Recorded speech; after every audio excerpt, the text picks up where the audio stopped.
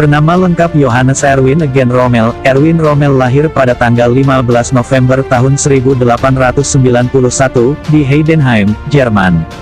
Merupakan putra seorang guru, Rommel bergabung dengan infanteri Jerman pada tahun 1910, dan bertempur sebagai letnan pada Perang Dunia Pertama, di Prancis, Rumania dan Italia. Erwin Rommel adalah salah satu jenderal Jerman yang paling populer pada Perang Dunia Kedua. Erwin Rommel, atau yang juga dikenal sebagai The People's Marshal oleh rekan senegaranya, merupakan salah satu jenderal Adolf Hitler yang paling sukses dan salah satu pemimpin militer Jerman yang paling populer. Namun, setelah ia terlibat dalam komplotan untuk menggulingkan Hitler, Rommel akhirnya terpaksa mengakhiri hidupnya pada tahun 1944.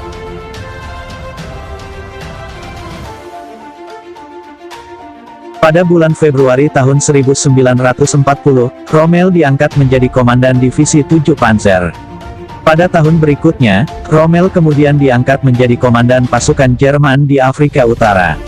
Kekalahan Italia dari Inggris pada pertempuran di Afrika Utara, menyebabkan Hitler mengirim Rommel ke Libya, di mana Rommel di sana mengepung kota pelabuhan Tobruk dari bulan April hingga bulan Desember tahun 1941.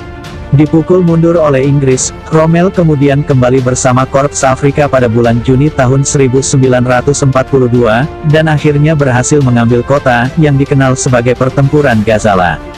Tidak lama kemudian, Rommel pun dipromosikan menjadi Marsekal Lapangan oleh Hitler.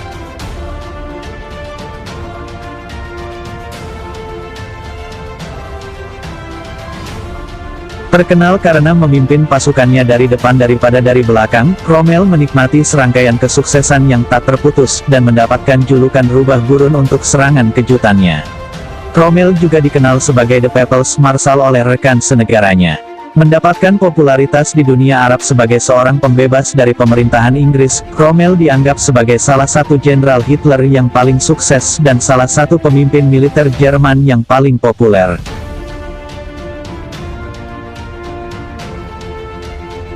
Tapi, keberhasilan Rommel hanya bertahan dalam waktu yang singkat.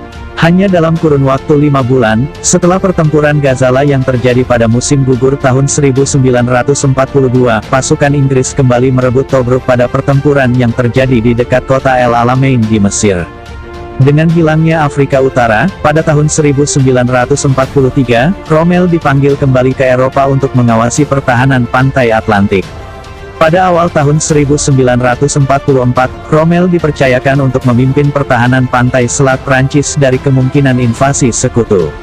Sekitar dalam waktu yang sama, Rommel mulai mengungkapkan keraguannya tentang alasan Jerman untuk berpartisipasi dalam perang, serta kemampuan Hitler untuk berdamai. Rommel pun diberitahu oleh sekelompok rekannya, bahwa ia harus memimpin bangsa Jerman begitu Hitler digulingkan.